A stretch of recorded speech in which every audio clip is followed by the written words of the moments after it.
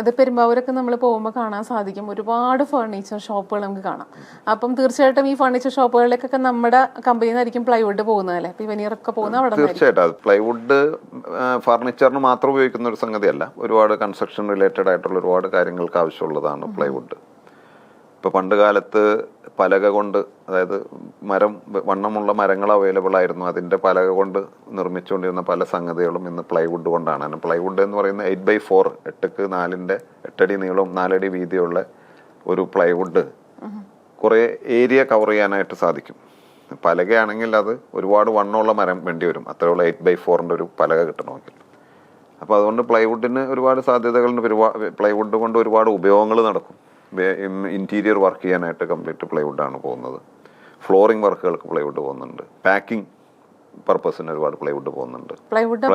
Furniture ദൈനംദിന ജീവിതത്തിൽ അനിവാര്യമാണ്. പ്ലൈവുഡ് വേണം. പ്ലൈവുഡില്ല, ഇപ്പൊ ഒരു വീടെടുത്ത് നോക്കി കഴിഞ്ഞിട്ടുണ്ടെങ്കിൽ അതിൽ തീർച്ചയായിട്ടും അതിന്റെ ഉള്ളിലും പ്ലൈവുഡ് ഉണ്ട്, അതിന്റെ ഉള്ളിലൊക്കെ പ്ലൈവുഡ് ഉണ്ട്. കൂടാതെ ഇന്റീരിയർ വർക്ക് ചെയ്യുന്നതിന് പ്ലൈവുഡ് ഒഴിവാക്കാൻ പറ്റാത്ത ഒരു സംഗതിയാണുള്ളത്. ഇനിയിപ്പോ മറ്റൊരു കാര്യം ചോദിക്കുകയാണെങ്കിൽ, പ്ലൈവുഡ് ഇപ്പൊ നമുക്ക് വേറെ പല സ്ഥലത്തും കിട്ടുമായിരിക്കും. എന്തുകൊണ്ടാണ് പെരുമ്പാവൂര് ഇത്രത്തോളം ഒരു പ്ലൈവുഡിന് ഇമ്പോർട്ടൻസ് വരാനുള്ള കാരണം എന്താണ്? പെരുമ്പാവൂര് ആദ്യകാലത്ത് ഇപ്പൊ ഗുജറാത്തിൽ നിന്ന് ഒരു സോമില്ല് നടത്തുന്ന ആള് വന്ന് ആദ്യമായിട്ട് ഒരു സോമില്ല് ഇട്ടു. ഗുജറാത്തിൽ വന്നാണ് ഇട്ടത്. പിന്നീട് എൻ്റെ ഗ്രാൻഡ് ഫാദർ ഉൾപ്പെടെ ആദ്യകാലത്ത് പെരുമ്പാവൂർ സോമില്ലുകൾ സ്ഥാപിച്ചു. അങ്ങനെ പെരുമ്പാവൂർ അതൊരു ഹബ്ബായി മാറി. കാരണം ഒരു ഭൂമിശാസ്ത്രപരമായിട്ടും പെരുമ്പാവൂർ ഏകദേശം കേരളത്തിൻ്റെ ഒരു സെൻറ്ററായിട്ട് വരും. അപ്പോൾ പ്രത്യേകിച്ച് കൂടാതെ മൂന്നാർ, ഇടുക്കി ജില്ലയുടെ താഴ്വാരാണ്. ഹൈ റേഞ്ചിൽ നിന്ന് മരങ്ങൾ വരാൻ എളുപ്പമുണ്ട്. പിന്നെ പണ്ട് കാലത്ത് പെരിയാർ പുഴയിലൂടെ മരങ്ങൾ വരുമായിരുന്നു, പുഴ വഴി മരം കൊണ്ടുവരാൻ പറ്റുമായിരുന്നു. പിന്നെ ഇപ്പോൾ കാസർഗോഡ് മുതൽ കന്യാകുമാരി വരെയുള്ള ഏത് പ്രദേശത്ത് മരം വെട്ടിയാലും പെരുമ്പാവൂര് ആണ് ആദ്യം അവര്. ഈ പുഴ വഴി അങ്ങനെ വരുന്നത് ശരിക്കും പറഞ്ഞാൽ നമ്മുടെ പണ്ട് കാലത്ത് ചെങ്ങാടം പോലെ കെട്ടും മരം, അങ്ങനെ കൂട്ടി കെട്ടിയിട്ട് പുഴയിലൂടെ പണ്ട് കാലത്തൊക്കെ അങ്ങനെ ആയിരുന്നു. അങ്ങനെ അത് എല്ലാത്തിനും സാധ്യതയുള്ള ഒരു സ്ഥലമായിരുന്നു പെരുമ്പാവൂര്. അപ്പൊ അങ്ങനെ വന്നു. ആദ്യം സോമില്ല, അതായത് ഫോറസ്റ്റ് തടികളൊക്കെ അന്ന് ഒക്കെ ഫോറസ്റ്റിൽ നിന്ന് മരം വെട്ടാവുന്ന കാലയളവായിരുന്നു അന്ന്. അങ്ങനെ റെസ്ട്രിക്ഷൻസ് കുറെ ഇപ്പൊ വർഷങ്ങളായിട്ട് അത് പാടില്ല. എനിക്ക് തോന്നുന്നത് വെട്ടി വെട്ടി നമ്മൾ മനുഷ്യൻ കൂടുതൽ അത് മിസ്യൂസ് ചെയ്തുകൊണ്ടായിരിക്കും. അതുകൊണ്ടല്ല ടോട്ടലി ഇപ്പൊ ഓൾ ഓവർ ഇന്ത്യ ഫോറസ്റ്റിലെ മരം കട്ട് ചെയ്യുന്നത് ബാൻ ചെയ്തിരുന്ന ഒരു സമയത്ത് തന്നെ. ഫോറസ്റ്റേഷൻ ഇല്ലാതെ ആയെങ്കിലോ എന്ന് കരുതിയിട്ട് ഗവൺമെന്റ് എടുത്ത ഡിസിഷനാണ്. പക്ഷെ അത് ഫോറസ്റ്റിൽ മരം വെട്ടാതെ ഇരിക്കുന്നതിലും നല്ലത് അത് വെട്ടി വീണ്ടും റീപ്ലാന്റ് ചെയ്യുന്നതാണെന്നുള്ള അഭിപ്രായവും ഉണ്ട്. പക്ഷെ എന്തായാലും നമുക്ക് ഫോറസ്റ്റിൽ നിന്ന് മരം വെട്ടാൻ പാടില്ല. പക്ഷെ എന്ന് കരുതിയിട്ട് ഫോറസ്റ്റിൽ നിന്ന് മരം വെട്ടുന്നില്ല എന്ന് കരുതിയിട്ട് നമുക്ക് മരം ഇപ്പോഴും അവൈലബിൾ ആണ്. കാരണം ഇമ്പോർട്ടഡ് മരങ്ങൾ വരുന്നുണ്ട്.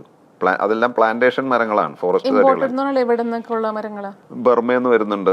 ഇപ്പൊ ബർമ അവർ ബാൻ ചെയ്തു. അപ്പൊ അവിടെ തന്നെ യൂണിറ്റുകൾ ഇട്ടിട്ട് അവിടുന്ന് പ്രോസസ് ചെയ്ത് ഞങ്ങൾ പ്ലൈവുഡിന് ആവശ്യമുള്ള മെറ്റീരിയൽസ്, വീനിയറൊക്കെ ഞങ്ങൾ അവിടുന്ന് കൊണ്ടുവരുന്നുണ്ട്.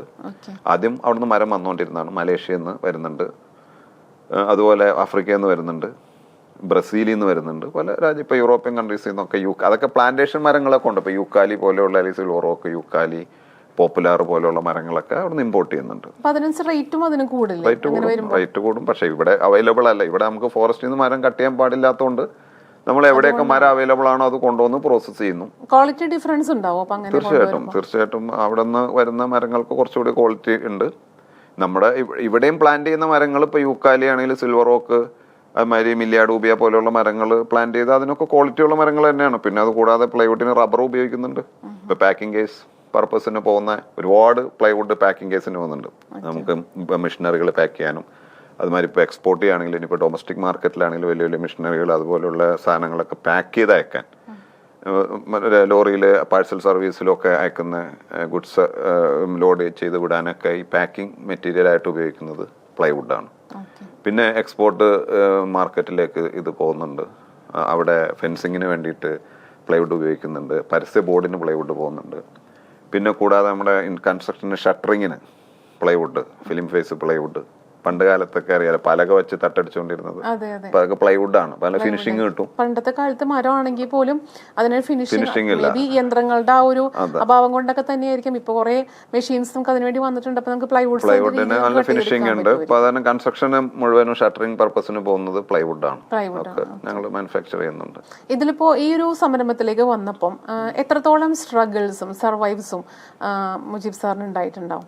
എനിക്ക് ശരിക്കും പറഞ്ഞാൽ അത്ര ഒരു സ്ട്രഗിൾ ചെയ്തെന്ന് എനിക്ക് പറയാൻ പറ്റില്ല. കാരണം ഗ്രാൻഡ് ഫാദർ ആയിട്ട് സോമിൽ ഉണ്ടായിരുന്നു, മറ്റു ഇൻഡസ്ട്രികൾ ഉണ്ടായിരുന്നു. അതിന്റെ കൂടെ ഗ്രാജുവൽ ആയിട്ടാണ് ഞാൻ ഡെവലപ്പ് ചെയ്തത്. കാലഘട്ടം മാറുന്നതനുസരിച്ച് തീർച്ചയായിട്ടും എനിക്ക് മെയിൻ ആയിട്ട് ഉണ്ടായിരുന്ന സ്ട്രഗിൾ, എന്റെ കമ്പനി ഒരു ഫയർ ആക്സിഡന്റ് ഉണ്ടായിരുന്നു ഒരു 5 വർഷം മുമ്പ്. അതിലേതാണ്ട് ഒരു 60-70% ഫയർ ആക്സിഡന്റിൽ ഫാക്ടറി ലോസ് ആയതാണ്. പിന്നെ അതിന്ന് നമ്മൾ കയറി പോകുന്നതാണ്. അതെങ്ങനെയാണ് ആക്ച്വലി ആ ഒരു അതൊരു ഷോർട്ട് സർക്യൂട്ട് ആണ് ഉണ്ടായത് അന്ന് ഫയർ ആക്സിഡന്റിൽ. പക്ഷെ അത് കഴിഞ്ഞിട്ട് നമ്മൾ അതിൽ ഡെഡിക്കേറ്റഡ് ആയി കുറച്ചുകൂടി കൂടുതൽ അതിൽ ഫാക്ടറിയിലേക്ക് ശ്രദ്ധിച്ചു. പിന്നെ രണ്ടാമത് അവിടെ തന്നെ. അപ്പൊ ആ കമ്പനി കത്തി കഴിഞ്ഞിട്ട് നമ്മൾ അത് രണ്ടാമത് കൺസ്ട്രക്ട് ചെയ്തപ്പോൾ കുറച്ചും കൂടി മോഡേൺ ആക്കി ഫാക്ടറി. പഴയതിൽ നിന്നും കുറച്ചുകൂടി അതിന്റെ സംവിധാനങ്ങളൊക്കെ മികവുറ്റതാക്കി. അപ്പൊ അങ്ങനെ അതിന്റേതായ ബെനിഫിറ്റ് നമുക്ക് കിട്ടിയിട്ടുണ്ട്. അപ്പൊ അതിനുശേഷമാണോ പിന്നെ നമ്മൾ എക്സ്പോർട്ടിങ് അതിന് മുമ്പ് ഉണ്ടായിരുന്നു. എക്സ്പോർട്ടിംഗ് ഒക്കെ നന്നായിട്ട് 100% എക്സ്പോർട്ട് ചെയ്ത ഒരു കാലയളവ് ഉണ്ടായിരുന്നു. കൂടുതൽ മിഡിൽ ഈസ്റ്റിലേക്ക്. ഏതൊക്കെ രാജ്യങ്ങളിലേക്ക്? ഞാൻ കൂടുതൽ UAE, പിന്നെ ഖത്തർ ചെയ്തിട്ടുണ്ട്, തുർക്കി ചെയ്തിട്ടുണ്ട്, കുവൈറ്റ്, സൗദി എല്ലാം ചെയ്തിട്ടുണ്ട്. GCC അല്ലാതുള്ള രാജ്യങ്ങളിലേക്ക് GCC അല്ലാതെ ചെയ്തിരിക്കുന്നത് തുർക്കിയാണ്. ഈ ഒരു സംരംഭത്തിലേക്ക് കാലെടുത്ത് വെച്ചപ്പോൾ തീർച്ചയായിട്ടും ആദ്യം ഒറ്റക്കായിരുന്നു.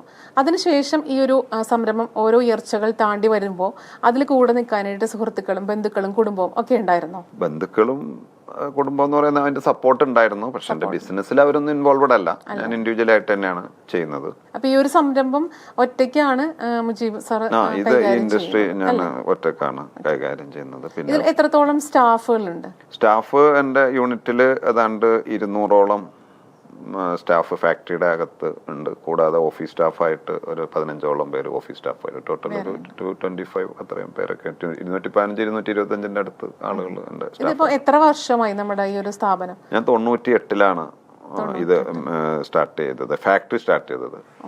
അതിനു മുമ്പ് ഞാൻ വേറെ 1-2 യൂണിറ്റ് ലീസിന് എടുത്ത് നടത്തിയിട്ടുണ്ട്.